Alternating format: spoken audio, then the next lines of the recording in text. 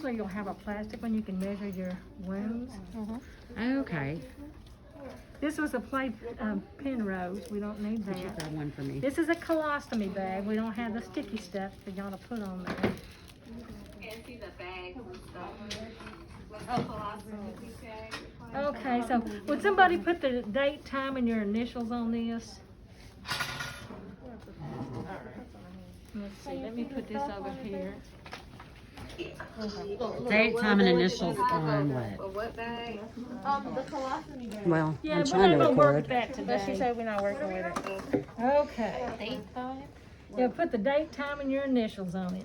On this? Uh-huh. What's today? The 10th? Today is 10th. the 10th, okay. Okay. I got sterile gloves in the 10:07. kit right there, so I'm not that worried about that. Okay. So that. Brittany, y'all can see or you need me to back it up? You can see. Okay. So you want the daytime, the initials on that bottle because you opening it? Anytime you open a bottle, you put the date, time, and your initials on it. And see what we forgot. See, we have this thing on here and I didn't plan for that. That's the reason.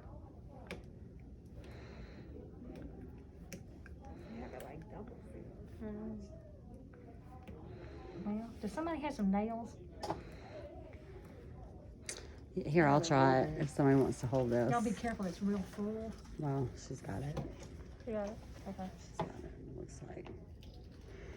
There you go. Okay, Oh, I'm yeah, gonna- she's got those I'm pretty gonna in it. pour some of this out because it's too full. Okay, usually salaine's clear, and it's this type of bottle in the hospital. That's the reason I chose to use this. Here's a spray bottle you could use for irrigation. A lot of places have what you call the waterless wound care. And you go squirt, squirt, squirt, clean, clean, clean, and blot. So you got that. So here's your sterile tray. Here's your sponges. I'd like to see y'all flip on there. I forgot to tell the last group to do it, but I'd like to see you flip gauze sponges onto the sterile field. So you do that. I don't know what that means. Well, open it, once we don't get touch to it. it, Oh, okay, once we okay, get to it, you will know. okay. Here's your irrigation container that we're gonna do later. Here's the abdominal pad dressing. So let me do this right quick. I need to put a dressing. I'm gonna send it, yeah. She wanted me to send it to the other class too, because they didn't get it. Okay, I'm gonna do Kaylin's this. video may be better. She's got it. Look, a This little is clear. one right over here. Okay. Now. Okay, so you want to make sure you have a trash can. So this is what you initially do.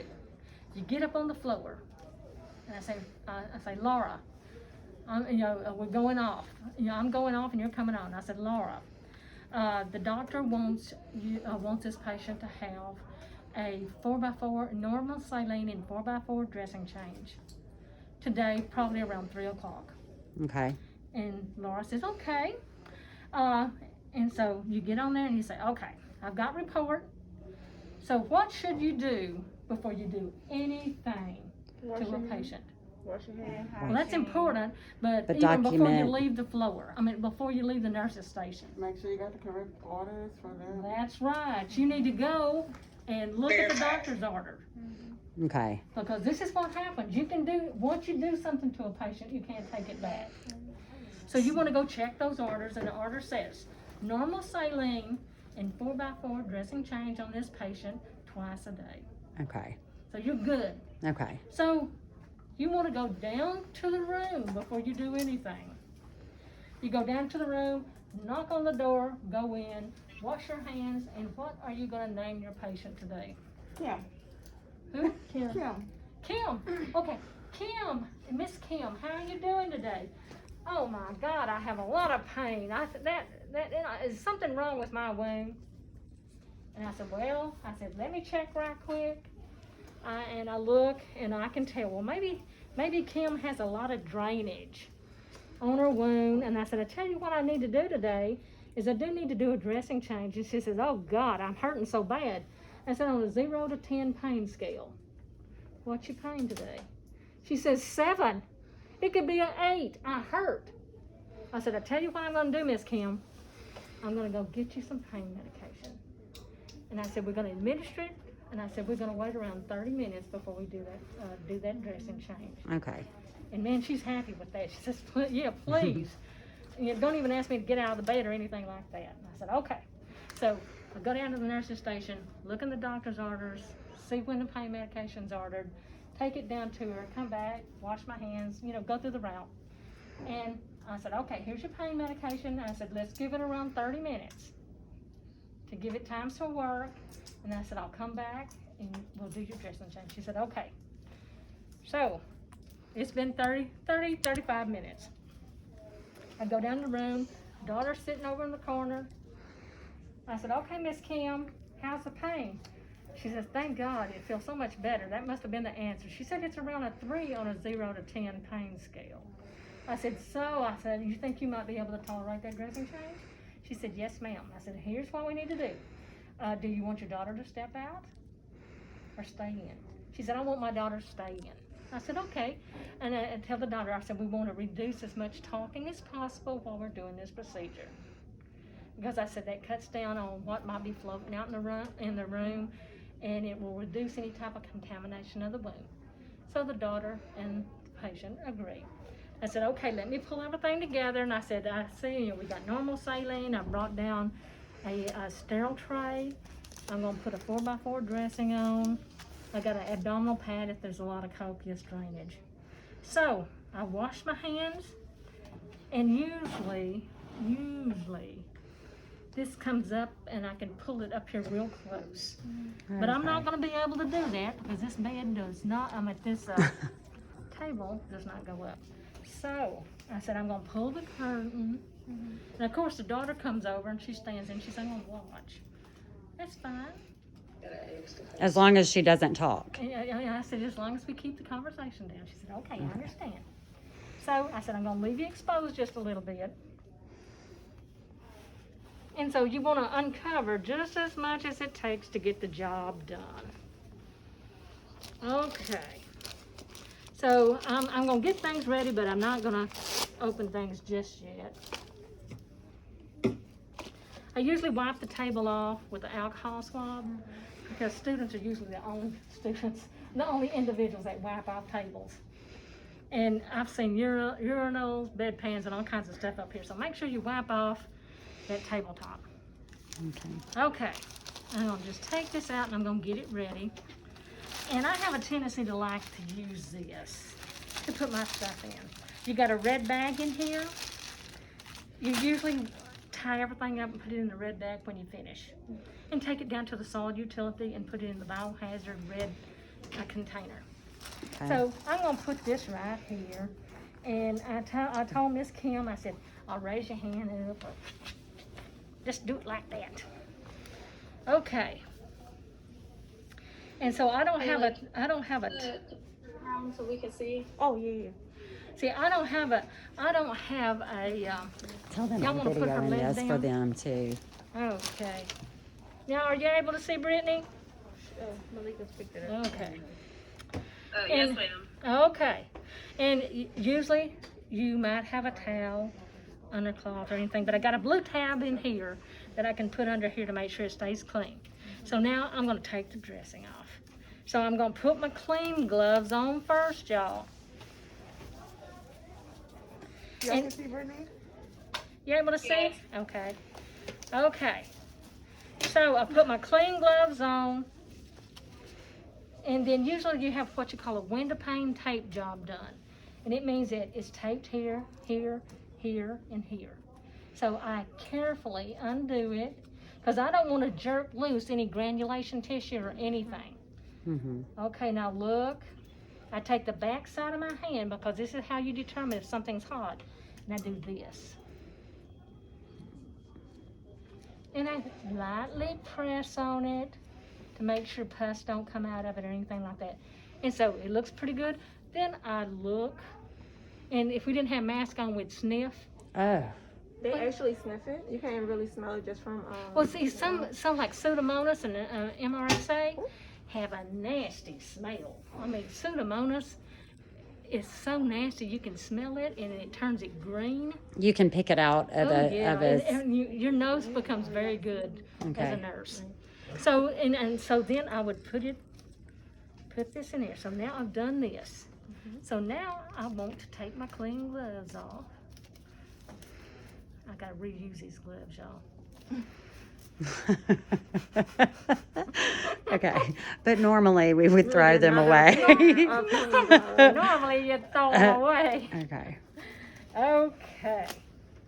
So then I wash my hands with my little alcohol. So then I'm ready to open up my sterile tray. So I want to I go away from me.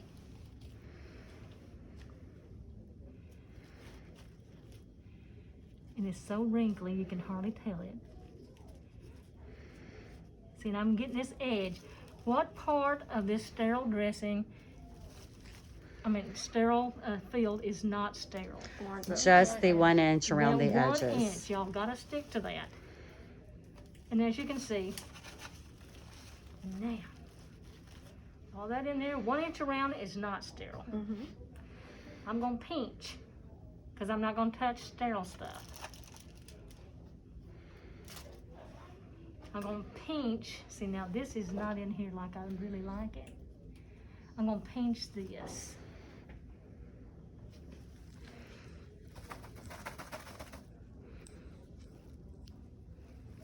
Okay, I want to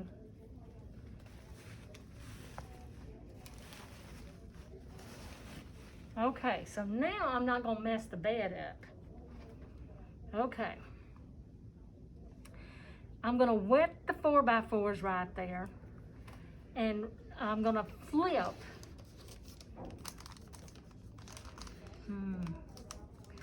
Okay. I wanna pour my saline first. So I'm gonna grab my label, and since this is an open bottle, pour a little bit out. Then 6 inches above, I'm gonna pour it in.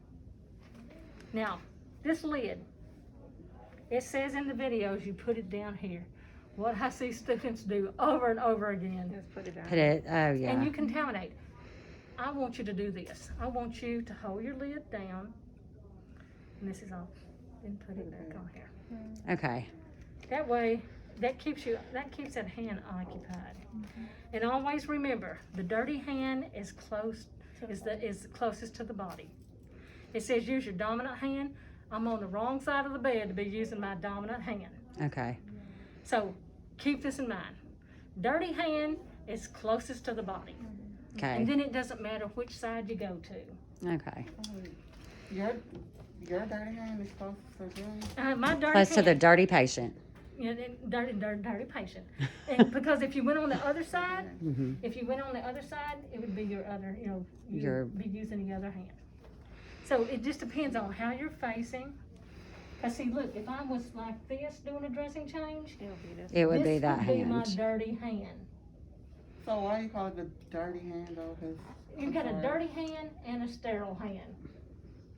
Or a dirty hand and a clean hand. to clean everything. Like, Mhm. okay. A dirty hand and a clean hand. Okay. Dirty hand, depends on where you're standing. Mhm. If I'm like this doing a dressing change, this is my dirty hand. If I'm like this doing a dressing change, this is my dirty hand. Okay. That's the reason I can never understand why they say dominant hand. It don't work that way depending on where you're positioned on the bed. Okay. Okay, so now I've got the saline poured on the 4x4s. I want to see y'all flip a 4x4. Because that means that you're putting stuff on a sterile tray. So open it up. So then you want to, Okay. without touching. So you put that in the trash. Can I ask a question? Yes, ma'am. So the biohazard bag is still in there. I know on the video it said to already have it out. Do you do it that way? I know you say you use that small bag instead. So do you just leave it in there until you're done with everything? Yeah, I do, because it's not, the more you jack with this stuff in here, the more likely you are to contaminate Contaminate it. it. Okay. So anything that you don't need to remove, don't remove it. Okay. Just leave it there, because would that stop me from pouring that saline in there? Mm-mm. 4x4s I gotta flip over. The tape's okay. I mean, nothing has to be moved other than this blue pad and my sterile gloves. Now, this is what I encourage students to do, because this is what I see students do all the time. Let me.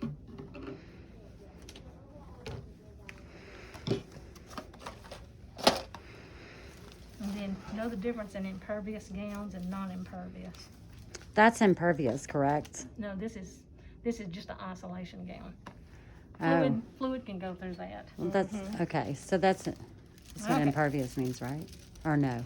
Okay, so I need to so look that up. with students, Know the difference in I encourage impervious y'all to and come to the bottom non-impervious. of the table, because this is what happens when students open it up like this. If you're not careful, if you're on the side, you open this up and this contaminates your sterile field. Come down to the end of the table. Come down to the end of the table. Then the video probably shows you pick the cuff up. I pull the cuff on because I've had better luck doing that. Then slide your hand. You see my hand? Once you get it on, don't touch nothing. Then you take your 4 fingers and you put underneath this cuff.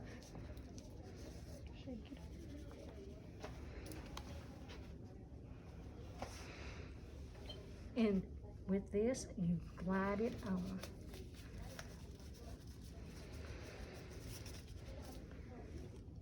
Now, I can do this. See, I missed a finger. Mhm. They're not the best gloves in the world. But I can play with it once I get my sterile gloves on. It's not a Okay. big issue. Now, but you see, I'm sterile. I usually encourage students to do this. That way, you're less likely to contaminate. Okay, so now I'm ready. So I just move things right here. There's my little dressing. Here's my red biohazard bag. Never use the betadine on the mannequins, y'all. Please do not do that. Okay. Here's a 4x4 if I wanted to use a 4x4. Here's Q-tips if I had an extra dirty wound that I needed to kind of go probe, stick. Curlex, which I've never seen any use for. There's my tape. And then here is your little 4x4s. Here's what you're gonna do, you're dressing, you're cleaning your wound. And they're called packets, bundles, whatever you wanna call them. But you take all 4 edges, Okay. 4 edges, put them together and twist. And make them thin. Make them thin because they twist better.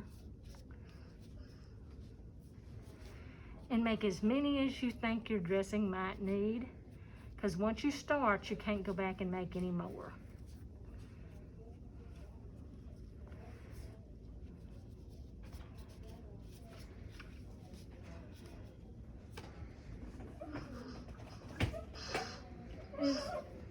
Okay, I think about, Is there a certain name for that? What do you call that? what's that? Is there a certain name for that twist? Oh, yes, I'm gonna show you. It's what you clean your wound.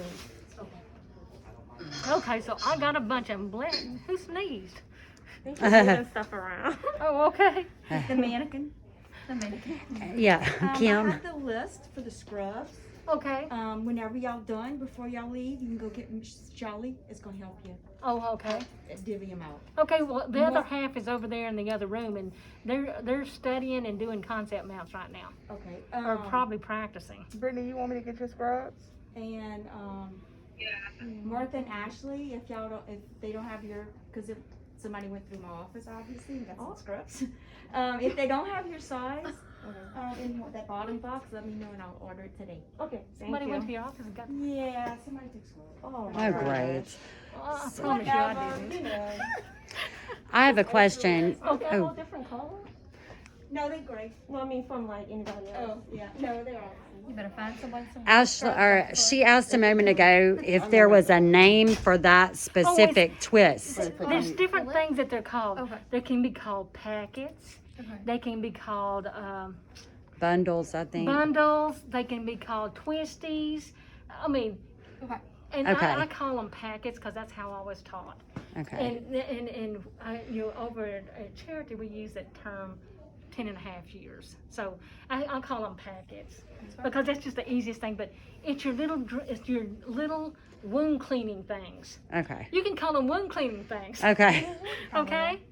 Okay, so dirty hand, Clean hand. The force-up goes in Dirty. dirty hand. Always keep it down. Never up. Because these are wet. If you go back and forth, water runs back and forth on your dirty hand and you contaminate your wound. Okay. So always Okay. force up down, and I recommend you keep it over the wound like this, and you bring with your sterile, clean hand, you bring it and you do this. And then you go from top to bottom, from the inside out. So top to bottom,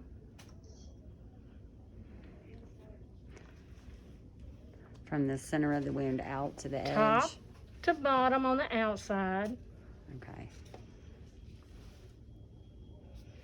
top to bottom on this side. But continue going top to bottom, wherever you go, never go over what you've cleaned. Okay. Or never take your swabby and go over something again. One swipe is all you ever do with all your little packets or wound cleaning things. Okay. Okay. Okay, so you've done everything now that you need to do. So you throw those away after? Oh, see, and you would normally either throw it in there or throw it here. It's away from the wound. So now you want to put with your sterile hand, your sterile dressing on your sterile wound.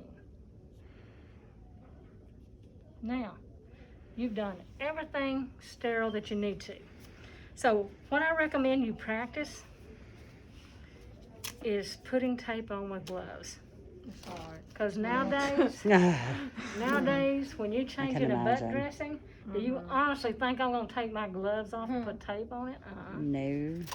So you do what you call a window pane tape job. So y'all getting started, y'all going to need to measure. Can we pre-tear off tape? Or you cannot? It's going to tear. Y'all got this in y'all's kit? But can we like pre-do it and like put it on there? Don't do I that. would not recommend doing Okay. that because you have a tendency to contaminate if Okay. you do. So then you go like that, measure. All right, that's Laura, now you will. I'm going to get down in there. I think you're good. See, and then you go down here, you measure.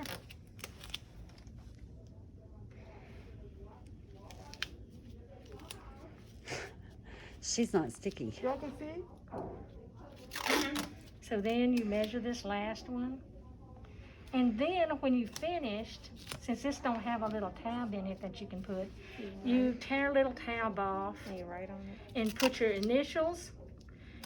You put your first initial, last name, and your title, and you put the date and time. Because when I come in here following you, I'm gonna be looking to see when that dressing was changed. And you put it on the outside edge Uh-huh, because yeah. you don't want it to get soiled, right? Mhm.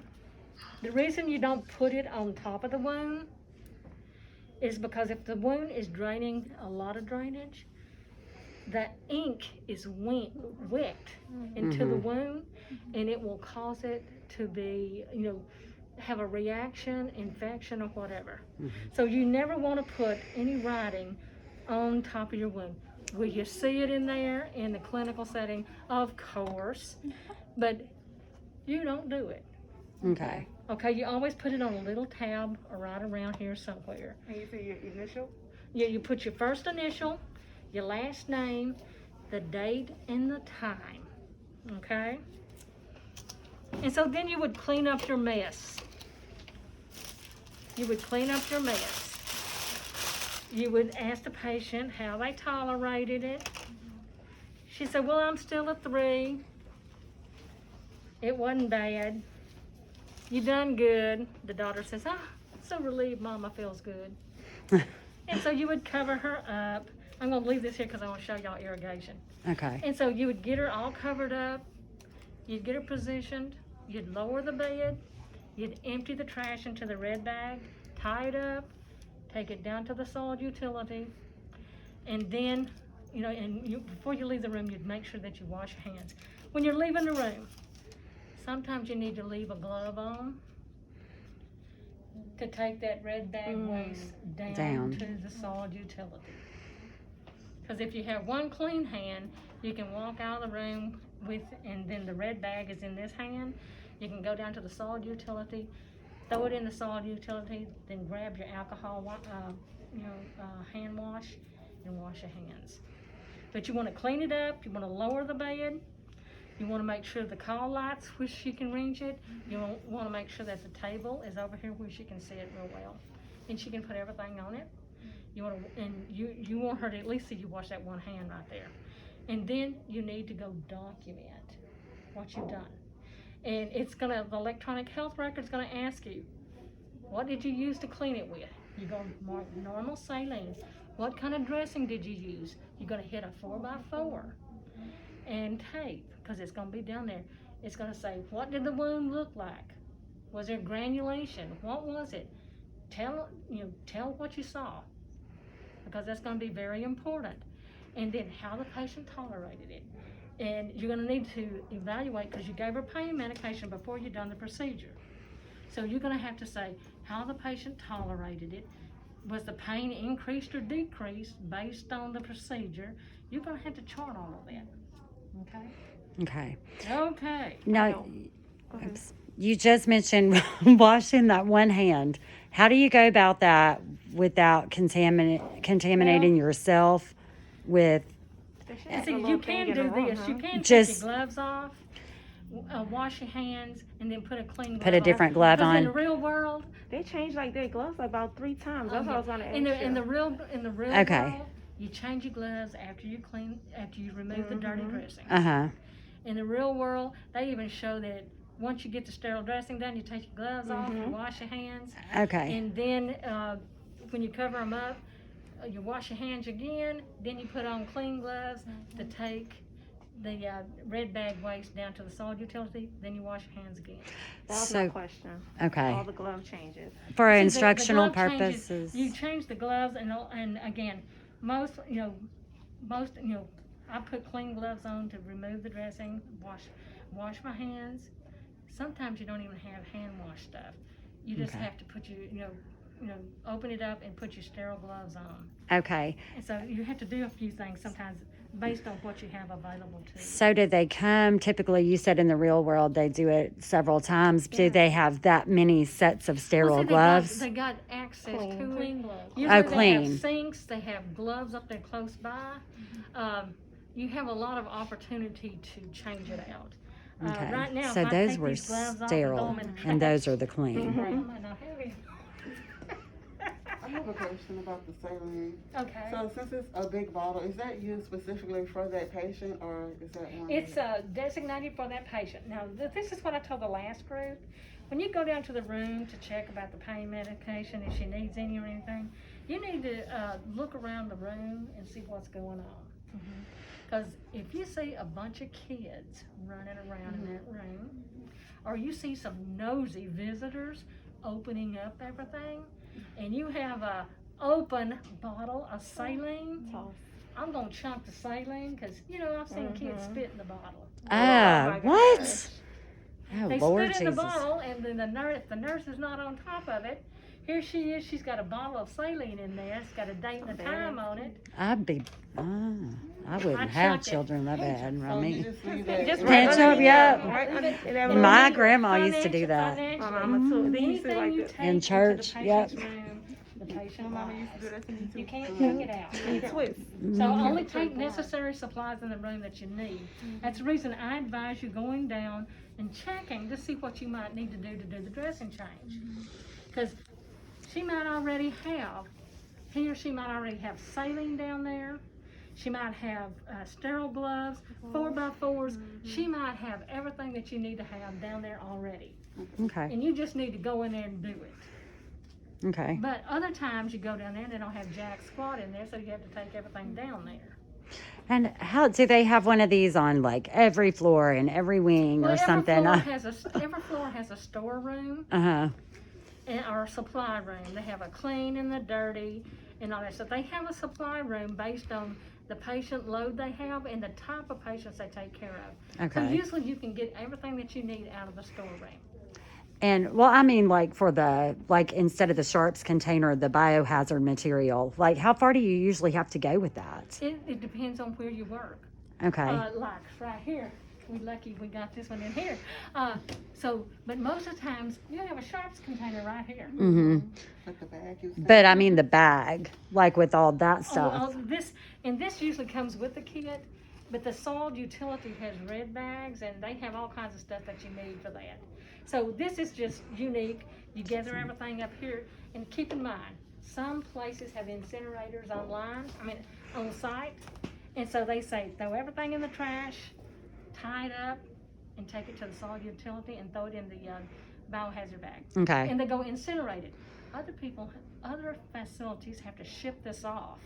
Mm-hmm. And so instead of paying 35 cents a pound, they have to pay $2 or $3 a pound. And so they're going to be on you if they start seeing junk in the trash can that's not contaminated. So they even selectively make you look at this.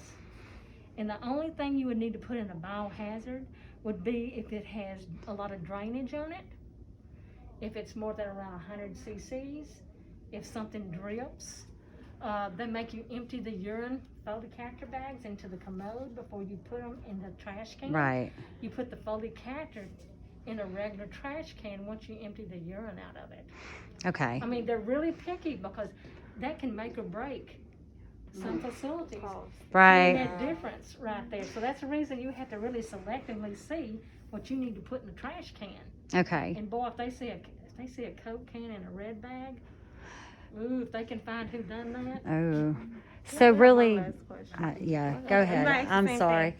Last question is the instruments. Are they being autoclaved? Are we putting all that These are usually? cheapies. Okay. These are cheapies.